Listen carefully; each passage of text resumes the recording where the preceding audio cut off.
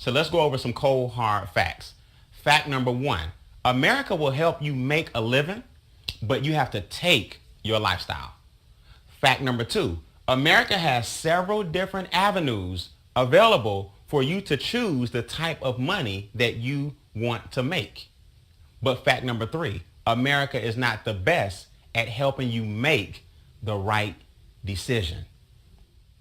And fact number four, if you make a shift in your mindset, you can make a shift in your income. So here's the first concept I want you guys to consider. How did the U.S. Treasury Department get all of its wealth? From two sources, taxes and interest. Now the second question becomes, where do the taxes and interest come from? Don't answer that. But right now you can start making a choice. And the choice is simple. You can work your way to wealth, and then I'll ask you, how is that working for you? Or we can just take our money back from the entities that are getting wealthy off of us. But let's take a quick 5-minute look at how taxes really work. So it's important to understand that there are 3 different ways, or actually more than 3, but I'll break down 3 different forms or avenues of income that you can receive in America. Most people are already familiar with a W-2, also known as a job. Now, why is that? Well, colleges and universities encourage all students to get a good resume, get a good education, and get a good job.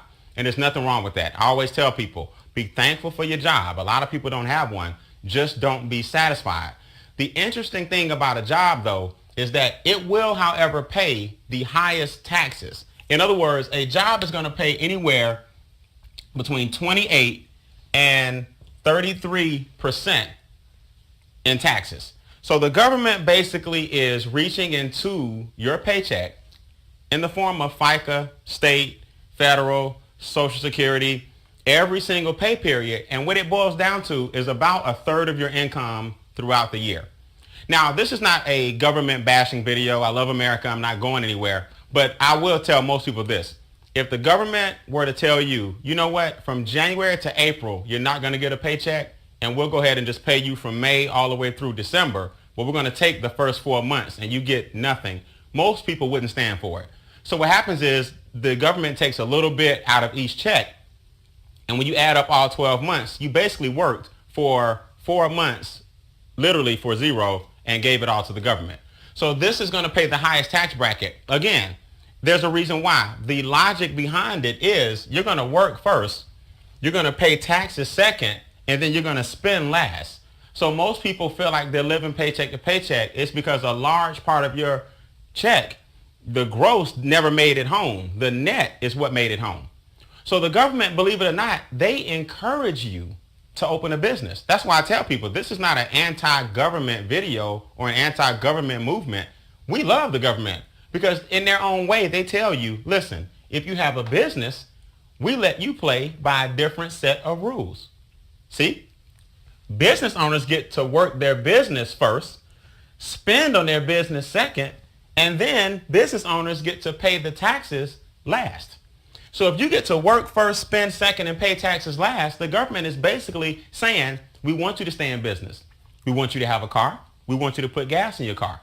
We want you to have a home. We want you to use a percentage of your square footage for your home-based business. We know you have a cell phone. We know you have internet. We know you have office equipment. We know you have a computer. We know you have supplies. Look, why don't you go ahead and spend your money on your business, and we'll tax you on the lesser amount after you run your business. You see, business owners are what keep the whole economy thriving and functional. Business owners get all the tax breaks and perks, and they actually are taxed the exact same rate, but the net effect from this formula, being able to deduct all of your expenses first, you'll end up spending between 18 to 23% in taxes as opposed to 28 to 33%.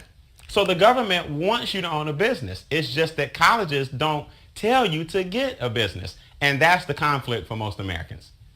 Now, here's the thing before we conclude. Investments, also known as money, also known as capital gains or dividends, they're not taxed anywhere near as much. You're talking about approximately 15% because money making money is taxed a lot less than labor making money. That's why wealthy people, 2/3 of their income comes from their investments, because they get to keep a lot more of it. See, their formula is totally different. Wealthy people say, look, my money's going to work, then I'm going to reinvest my money, then I'll pay the least amount of taxes on the balance. And the government says, thank you, because wealthy people and their money provide businesses provide jobs. So the name of the game is to shift your income from the left to the right, so you can provide more and help people who are still going from right to left. Income shifting. And that's a powerful concept. And you don't have to, stand before a camera and talk to people like I am. Just for using and introducing people to our site, our strategy, and our software, you get the exact same business write-offs. And no, it does not cost you $3,000, $2,000, $1,000, $5.99, $4.99, $3.99, nope, $2.99, nope. It's getting ridiculous. No, they'll pay you to run your own home-based business. So with that being said, always remember, making money talks, yes, but creating wealth whispers.